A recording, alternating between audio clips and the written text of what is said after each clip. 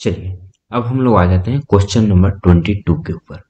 Question number 22 तुमको क्या कर रहा है बाबू कि Amrit deposit a sum of 8,000 in post office. After 1 year he withdraw to 2,000 and at the end of 3 years he received 7800, then find the rate of interest। क्या करा है कि 3,000 सॉरी 8,000 रुपया उसने क्या किया पोस्ट ऑफिस में जमा किया है। ठीक है। चलो और उस पर जो है वो उस पर कोई इंटरेस्ट लग रहा है। क्या कर रहा है कि 3 इयर्स जब खत्म हो जाता है तब उसको कितना रुपया मिलता है बाबू 7,800 रुपया मिलता है। ठीक है। मगर अब कह रहा है कि 3 साल बाद 7,800 जरूर मिलता है करो, मगर उसने बीच में क्या किया है 2,000 रुपया बीच में उसने क्या कर लिया है निकाल लिया है। ठीक है। तो पूछ रहा है कि टोटल इंटरेस्ट क्या होगा। ठीक है। यदि सपोज कीजिए कि यदि वह नहीं निकालता है, ध्यान दे, तो यदि क्या करें कि यदि वह अमाउंट नहीं निकालता तो टोटल उसके 3 साल बाद कितने रुपए हो जाने चाहिए थे। तब क्या हो जाता, तो हम सिंपल निकालते क्या हो जाता पी कितना 8,000 ना है रेट को ही मान लेते, सपोज कर लेते हैं कि 1 साल और टाइम कितना था 3 इयर्स ना बटा 100। ठीक है। और तो 3 साल के बाद जो अमाउंट हो जाता वह कितना हो जाता, ये तो हम क्या निकालते हैं ये साइन नहीं निकलता। ठीक है। ये क्या निकलता 3 साल बाद ये साइन निकलता। तो टोटल अमाउंट 3 साल बाद एक्चुअल में निकलता तो ये हो जाता है, ये क्या हो जाता है पी प्लस ये साइन है ये पी हमारा कितना था 8,000 था।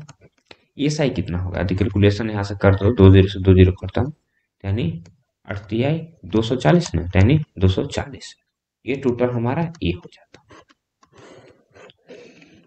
ठीक है। मगर इसने क्या किया है कि 2,000 रुपया उसने क्या कर लिया था 1 साल पहले ही निकाल लिया था। ठीक है। कितना निकाल लिया है 2,000 रुपया पहले ही निकाल लिया है। ठीक है। तो जब इसने 2,000 रुपया पहले ही जब निकाल लिया है तब इसको टोटल अमाउंट कितना मिला है 2,000 निकालने के बाद कितना मिला है 7,800 रुपया। ठीक है। 2,000 निकालने के बाद। ठीक है। यदि 2,000 नहीं निकालता तो इसको कितना मिलता 8,000 प्लस 8,000 प्लस 240 एक्स रुपया न मिलता यदि यह क्या करता है यदि यह 2,000 नहीं निकालता। ठीक है। तो था समझने के लिए।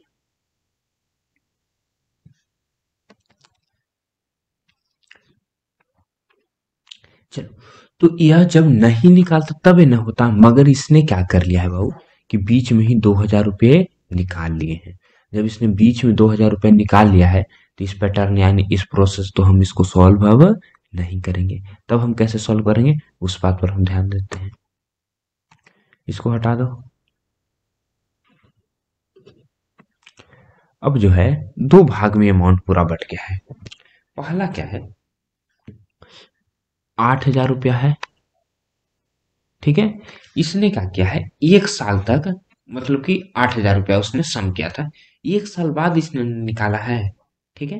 तो 1 साल में कुछ ना कुछ तो इस पर इंटरेस्ट आ गया होगा। ठीक है। तो यदि हम निकालना चाहें तो कर सकते हैं 8,000 गुने 1 गुना हम रेट क्या मान लेते हैं एक्स। ठीक है। तो यहाँ से यह एस आई है कितना आया है एस आई जो है यह कितना दिन के बाद है आफ्टर 1 ईयर। अब ध्यान दे देना है इसने जो है 3 साल के बाद इसने 2,000 तो रुपया निकाल लिया है।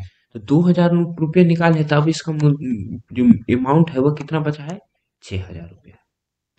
ठीक है। ये सिंपल इंटरेस्ट है बाबू, कंपाउंड इंटरेस्ट नहीं है कि वो फिर से जुट जाएगा। कंपाउंड इंटरेस्ट रहता तो इस पर सबसे पहले 1 साल में जितना लगा तो फिर उसके बाद जुटता, मगर ऐसा सिंपल इंटरेस्ट में होता नहीं। तो अब इसका मूलधन कितना बचा है यानी पी जो है अमाउंट है कितना बचा है 6,000 बचा है। अब इसी पर 2 साल के बाद में बाबू इसी पर है 2 साल का यूज हो रहा है। ठीक है। तो 2 साल बाद इसका जो है सिंपल इंटरेस्ट क्या हो जाएगा ए पी नहीं है ए हो गया एस।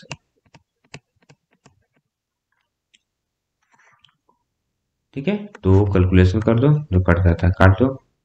तो क्या हो जाएगा अब तो कटेगा नहीं ना तो 120 एक्स आ गया, यहां से एस आई आ गया। और एक साल में एस आई कितना आया था, 2 जीरो से 2 जीरो खत्म था, 80 एक्स आया था। तो तीनों साल मिला करके तुम्हारा एस आई क्या हो जाएगा, तो आफ्टर 3 ईयर्स के बाद एस आई तुम्हारा कितना हो जाएगा, 80 एक्स इधर से और 120 एक्स इधर से ना, तो टोटल 200 एक्स तुमको हो गया एस आई। मगर एक्चुअल में एस आई कितना हो जाना चाहिए, तो आखिर 3 साल के बाद एस आई कितना है, जो हम ध्यान दे देते हैं। तो 3 साल के बाद एस आई कितना है बाबू, टोटल अमाउंट कितना था, जो है अमाउंट कितना चल रहा था, 6,000 में चल रहा था, क्योंकि 2,000 तो निकाल लिया है, 6,000 चल रहा था। और कितना हो गया था, 7800 में हो गया था, तो 7800 माइनस 6,000, तो एस आई कितना हो गया, 1800। टोटल एस आई कितना है, 200 एक्स ना है, तो 200 एक्स बराबर 1800। एक्स बराबर क्या हो जाएगा, 1800 बटा 2 ना, यानी 9 आ जाएगा। देखिए 9% तुम्हारा आंसर। तो कोई ज्यादा टफ क्वेश्चन नहीं था, सिर्फ समझना था। इसी चलते मैंने क्या किया, शुरू में एक और प्रोसेस से तुमको समझाने का प्रयास किया था कि यदि सपोज कर लेते हैं कि एक 2,000 रुपया नहीं निकालता, तो उसका क्या होता है, ये ना हो जाता टोटल ए, ठीक है, 8,000 प्लस 240 है। मगर इसने क्या किया है, 2,000 रुपया बीच में ही एक साल में निकाल लिया है। तो हमको क्या हो गया, यह दो भाग में बट गया। फर्स्ट पार्ट क्या हो गया, ये जो 8,000 जो अमाउंट था, इस पर एक साल में जो इतना एस आई हुआ, एक साल में एस आई कितना हो गया, 80 एक्स। अब इसके बाद क्या किया, इसने 2,000 रुपये निकाल लिया है ना, तब इसका अमाउंट कितना बच गया है, 6,000 में बच गया है। तब इसी पर ना 2 साल के लिए मतलब सिंपल इंटरेस्ट होगा, तो इसके बाद 2 साल के लिए सिंपल इंटरेस्ट निकाले तो कितना हो गया, 120 एक्स हो गया। तो टोटल सिंपल इंटरेस्ट कितना इसको प्राप्त हुआ है, 7800 ना प्राप्त हुआ है। अमाउंट कितने इसने किया था, 6,000 ना, ठीक है।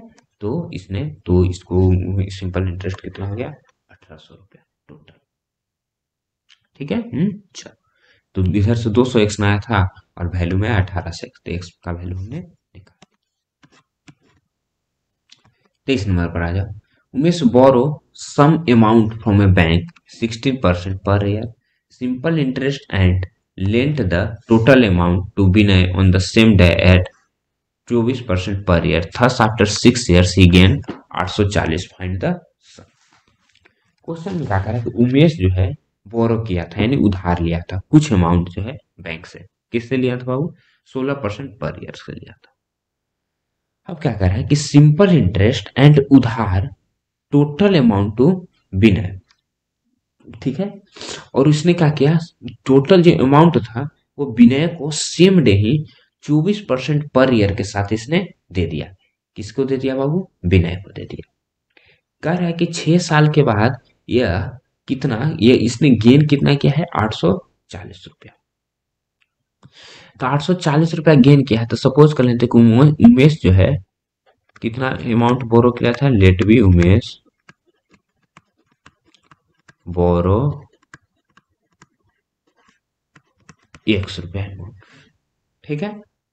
अब इसी पर क्या कर रहा है, 6 साल के बाद ना इसने क्या किया है कि सिंपल समझो कि यह बैंक से उमेश ने कुछ रुपया लिया नहीं, ₹100 लिया और तुरंत किसको दे दिया, विनय को दे दिया।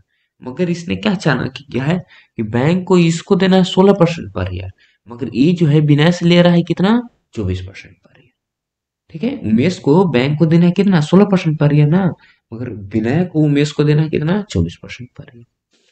तो हम लिख लेते हैं, तो उमेश को टोटल बैंक को कितना देना होगा वो हम निकाल लेते हैं। तो उमेश को कितना देना होगा, एक्स ने मान लिया बोरो किया है 16% पर ईयर, 6 साल के बाद में है, तो 6 साल के बाद बटा 100, यानी यहां से क्या हो जा रहा है, 96x बटा 100।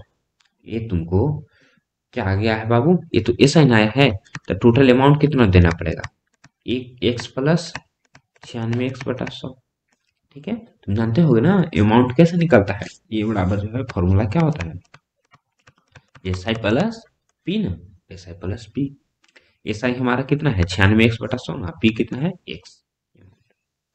यदि टोट ऐड करोगे तो क्या हो जाएगा, 196x बटा 100, ये उमेश को देना है, ठीक है। अब हम निकाल लेते हैं किसका, विनय को उमेश को कितना देना है, अब विनय का निकाल लेते हैं। तो विनय को भी यही अमाउंट मिला है, मगर इसका रेट कितना है, 24% पर ईयर है, 6 साल के लिए ना। तो 24 का 144 में हो जाता है 144/100। तो विनय को कितना देना होगा उमेश को, तो x प्लस 144x/100 ना, यानी 244x/100। ठीक है। तो अब क्या कर रहा है, कितना गेन करता है, 840 रुपया ना। तो गेन कितना किया, फायदा किसको हुआ, उमेश को हुआ। उमेश को कितना रुपया मिल रहा है, 244x/100, जिसमें इसको कितना देना है बैंक को, 196x/100। और जो बच जाएगा इससे वही ना गेन हो जाएगा। ठीक है। चल, तो हम निकाल लेते हैं।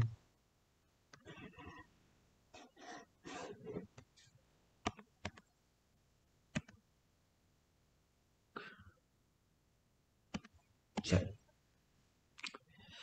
तो 244x/100 माइनस 196x/100 बराबर कितना है, 840 ना, 840। 100 तो एलसीएम में हो जाएगा। तो 244x माइनस 196x घटा दोगे तो क्या हो जाएगा, 4 ना, और 4 48x/100 बराबर 844। एक्स का वैल्यू क्या हो जाएगा यहाँ से, 840। ये 100 का हो जाएगा भागा में, इधर तो गुना में ना, 48 का आ जाएगा भागा में। कटता है तो काट देना चाहिए था। ये 4 से 25 मरते हुए 4 से 12 मरते, और तो कट ना रहा है। तो जब नहीं कट रहा है तो कैलकुलेशन करके लिख दिया जाए। कैलकुलेशन करके जो आता है वही आंसर हो जाएगा। यदि हम कैलकुलेशन कर देंगे तो कितना हो जाएगा, 840 में गुना करना है किससे, 25 से, और उसके बाद भागा दे देना है किससे, 12 से, 1750 आता है। ठीक है, कितना आ रहा है, 1750। तो यही हमारा क्या हो जाएगा, इसने जो है बैंक से क्या किया था, बोरो किया था। ठीक है। चल, आगे बढ़ जाते हैं।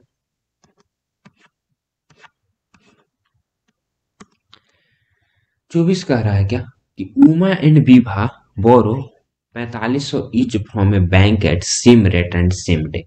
After 1 year, Uma paid इतना and settle her loan. Viva also want to settle her debt after 3 years. How much money she will have to pay? अब इसने क्या किया कि उमा और विभा दोनों ने सेम अमाउंट यानी 4500 बैंक से उधार लिया है, सेम रेट सेम डे के लिए। 1 साल बाद उमा ने कितना पे किया इसको, 5265 इसको पे कर दिया। और विभा जो है 3 साल के बाद पे करने गई, तो विभा को पूछ रहा है कि कितना पे करना पड़ेगा। तो हम सबसे पहले रेट निकाल लेते हैं। ठीक है, तो देख लो, ये जो उमा को पे कितना की है, 5265 ना, तो यानी ए इसका क्या है, ए न दे दिया है। ठीक है, पी कितना था, कितना बोरो की थे, 4500। तो हम यहाँ से एस आई निकाल लें, एस आई निकाल लो, क्या हो जाता है, ए माइनस पी ना, ए माइनस पी। तो इधर से 500 और 2 यानी 765 रुपया एस आई आ गया। तब हम निकाल लेते हैं। तो एस आई बराबर क्या हो जाएगा, 765 बराबर पी कितना था, 4500। टाइम कितना है, 1 साल बाद ही ना पे कर दी। रेट मान लेते हैं कि एक्स है, 0 से 0 खत्म। तो एक्स बराबर क्या हो जाएगा, 765/45। काटता है तो काट दो, 21 और 5 ना कट रहा है पूरा पूरा। देख लेते हैं भागा दे करके कितना आता है, 765 भागा कितना है, 45 ना, 45।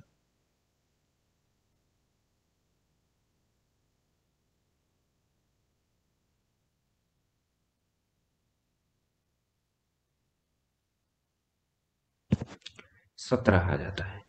तो रेट कितना आ गया, 17%। अब जो है विभा जो है, विभा 3 साल के बाद में पे कर रही है, तो 3 साल के बाद ऐसा क्या होगा, से हम निकाल लेते हैं। तो 4500 तो इसका भी अमाउंट था, मगर इसने टाइम लगा दिया 3 साल। रेट तो हमने 17% निकाल लिया। अब कैलकुलेशन कर दो, एस आई कितना हो जाएगा, 45 गुना 21 ना, 45 गुना 21, तो 945 आ जा रहा है। अब इसको पे करना है ना, तो ये अमाउंट क्या हो जाएगा, एस आई प्लस पी ना, यानी 4500 प्लस 945, 45 9 56 ना, 5645 का इसको पे करना। ठीक है। चल, तो उम्मीद करता हूँ कि तुमको ये एक्सरसाइज जो है समझ में आ गया होगा। अब हम लोग आगे बढ़ेंगे।